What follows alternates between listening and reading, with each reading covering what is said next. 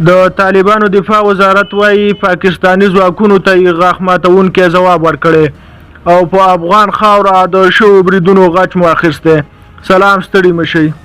دفاع وزارت د مولوي محمد یعقوب مجاهد یوه کس سره یو ځای اعلامیه کې ویلي چې د هر ډول تیري ځواب ته چمتو یو. په ورته وخت کې د ABN ته د رارسېدلو معلوماتو پر بنسټ لا هم د پکتیا ډنډې پټان کې د طالبانو او پاکستانی پوځیانو ترمنځ نښته روانه ده. په ورته وخت کې د طالبانو ویان ذبیح الله مجاهد د پاکستان له لوري هوایي بریدونه د افغانستان پر خاوره تیرې ګڼلې او ویلي دي چې دا بریدونه به بدې پایلې ولري.